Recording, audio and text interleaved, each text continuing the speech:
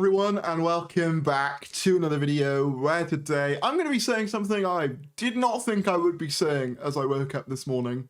The War Between the Land and the Sea has done better than any single episode of Season 1 and 2 in its viewing figures. And not only that, is apparently one of the biggest drama launches for the BBC this year. This is kind of insane, and I wasn't expecting it. So we're going to be diving into the numbers and the figures, but before we do, feel free to subscribe if you're new. That would be greatly appreciated. We do regular Doctor Who content and War Between content here on the channel. Any support would be greatly appreciated, but let's dive right in. So first of all, obviously we had this tweet from TV Zone, and I want to give a huge shout out to TV Zone, who are always on the money and they always get these numbers out as quickly as they can. So I want to thank them very much, and they were very helpful. But yeah, obviously they said the BBC will be very happy with how The War Between performed last night. A very strong start. Both episodes above 2 million, Ep 1 nearer 3 million. Episode 1 was higher than any episode of Doctor Who from Season 1 or 2, excluding Christmas specials. Plus, it was against I'm a Celeb, the final, on ITV, and I'm a Celeb is obviously a massive show in the UK as well, so that makes sense. And obviously it will account for the decline that we saw in the viewing figures between episodes 1 and 2. The War Between becomes one of the biggest drama launches of the year as Doctor Who spin-off starts strong for the BBC. Doctor Who spin-off The War Between the Land and the Sea launched on BBC One this weekend with a double bill from 8:30 p.m. on a Sunday evening. The show, created by Russell T Davies, launched with 2.8 million for its first episode, followed by 2.1 million for its second episode. These episode numbers are higher than most regular episodes of Doctor Who in recent years, with episode 1 of The War Between rating higher than any episode in season 1 or 2. The show has become one of, if not the biggest new drama launch of the year for the BBC based on overnight ratings only, ahead of Sally Wainwright's Riot Women and other new titles including King and Conqueror, The City Is Ours, and Verdi. Not only are these figures a success in themselves, the show achieved this opposite the toughest competition ITV could offer, the final of I'm a Celebrity, Get Me Out of Here, which was also live. The second episode, which clashed with the reality TV show for its entire duration, was 400,000 viewers ahead of the BBC's slot average. So this is insane, right? It's important to recognise what's happened here.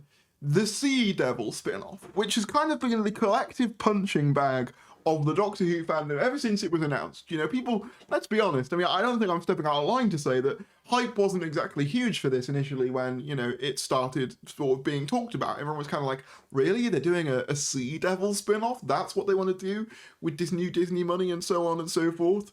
But it has gone on to exceed expectations, not only critically, but also now viewing figures wise, with its first episode doing better than any episode of season 1 and 2. And crucially, the key reason for this is very simple. It was put on at a normal time. I've made no bones about the fact that one of the biggest mistakes I feel of this new Disney era, or I guess old Disney era now, was the decision to move the broadcast to midnight and then to 8 AM for season 2. That was obviously done to placate Disney, but it resulted in the numbers absolutely tanking for Doctor Who, mainly because the audience was segmented and people didn't know when the thing was on. And it's important to recognise that War Between managed to beat Doctor Who with none of the name brand recognition or really as much hype behind it. People were a lot more hyped for season 1 of Doctor Who than they were this, because it was a brand new era of Doctor Who, brand new Doctor. And let's bear in mind as well, it was coming off of 60th and Christmas specials that did very well in terms of viewing figures, around 7 million for each of those. So for this to come along and do better than season 1, the relaunch in the UK, says a lot, I think. And obviously it's too early to really tell whether this was because people preferred it. I think obviously people wouldn't have known when they tuned in, and I think that's another key factor in this as well. They didn't really market it as a Doctor Who thing. They marketed it as just a show that just so happens to be within the Doctor Who universe, and I'm wondering if that kind of made it appeal outside of Doctor Who's regular net. Because of course, like with something like Torchwood, for example, there were plenty of people who would only watch Torchwood and wouldn't watch Doctor Who, or would only watch Sarah Jane Adventures but wouldn't watch Doctor Who. And I'm wondering if that's the same thing that happened here.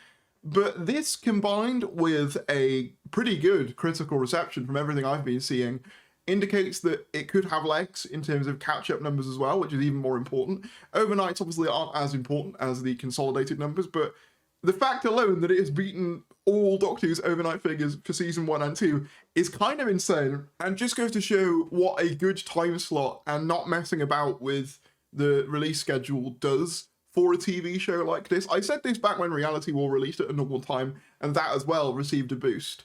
I firmly believe that if season 1 and 2 released at a normal time, we would be in a significantly different position, at least in the UK viewing figures wise. I could easily have seen an extra million having tuned in on average for each episode for season 1 and 2 if it had released at a normal time, because now we have 2 instances of this trend being booked, you know, the midnight or 8 AM trend being booked, and the BBC have been rewarded handsomely for it.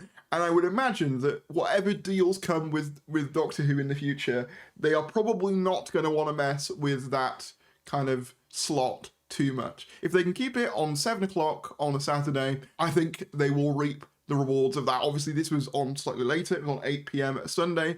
The other interesting thing, of course, though, is that this is more at the winter time as well. So maybe that indicates that later in the year works better for things like Doctor Who and War Between, you know, more sci-fi-ish things. Obviously, the 60th was around the winter time as well, and obviously that did very well. So I'm wondering if just Doctor Who these days fits the winter more. More people are inside, maybe, you know, it fits the tone of the season a bit more, maybe. Whereas obviously season 1 and 2 were early spring, where no one really watches much television. Maybe that's another factor to consider, but this is very impressive, and it sets up a good potential, you know, catch-up audience for this as well. Good word of mouth will likely spread, because as I said, a lot of people have been saying that they were surprised by how good this was. From a show that, I will repeat, is a Sea Devil spin-off that people weren't that excited for. And, like, its marketing wasn't particularly huge, especially when compared to Doctor Who's marketing blitz for season 1 especially. So when you add all those factors together, this is insanely impressive for a spin-off of Doctor Who to do better than the main series. And I'm going to talk a little bit in the future about what I think Doctor Who can learn from the War Between. Obviously, I don't want to make that video just yet, because I want to see how War Between sticks the landing and like how it carries on, because obviously people were pretty hyped and happy with a lot of the Doctor Who episodes as they were coming out, but kind of soured on them later on. So I want to let my kind of thoughts stew on this show before I go making any sweeping statements about how War Between is what Doctor Who needs to be. However, it's hard to deny that this is an insanely impressive feat for a spin-off that will have been made for a fraction of the cost of the main show. And that's another thing to consider as well. You have to wonder if the BBC are looking at this and going, oh, maybe we don't need to spend all that money on all those different locations and on all that sort of stuff. Maybe we can go more kind of grounded, more Earth-based, save a bit of that money, and actually still make a show that people want to watch, which is what fans have been saying for a very long time. But it's nice to see that reflected in this. And as I said, critical reception being as good as it is probably going to lead to further word of mouth. Also worth noting that episodes 3 and 4 of this, which come out next week, will not have to compete with I'm a Celebrity, which will probably mean potentially, you know, the higher end of these figures for next week, especially if good word of mouth continues. So this is insanely good. Just for comparison, the I'm a Celebrity final last night was the least watched in all 25 years, with 6.4 million viewers seeing Ginge take the crown, down over 500,000 from 2024. It wasn't even the most watched show of the night, which was Strictly, which pulled in a 6.6 million result. So as you can see here, year over year, I'm a Celebrity is in decline as well, starting at about 10 million, and it's now at 6, which of course is a lot more than what War Between got. But again, it's important to put into context. One of these things was a Doctor Who spin-off with very little marketing about the Sea Devils, and the other is one of the juggernauts of British light entertainment with Ant and Dec. And the fact that it even stood a chance against that is testament to it, I think. So I'm very impressed. But yeah, the major takeaway is, as I've been saying for years, the midnight and 8 AM release strategy was a terrible idea, and I get why they did it, because obviously they wanted to appease Disney, but now that Disney are gone, I'm hoping that the weird release times will go with it, and this could be a sign of them realizing that no, actually, if we put it on at a good time, people will actually tune in and watch these things if you get them at a time that makes sense to actually watch it, and you don't confuse them with all these different release times. But thank you all for watching. Thank you again to TV Zone for helping me out with this. Very much appreciate it. If you enjoyed the video, be sure to give it a like, subscribe if you're new, and I will see you later.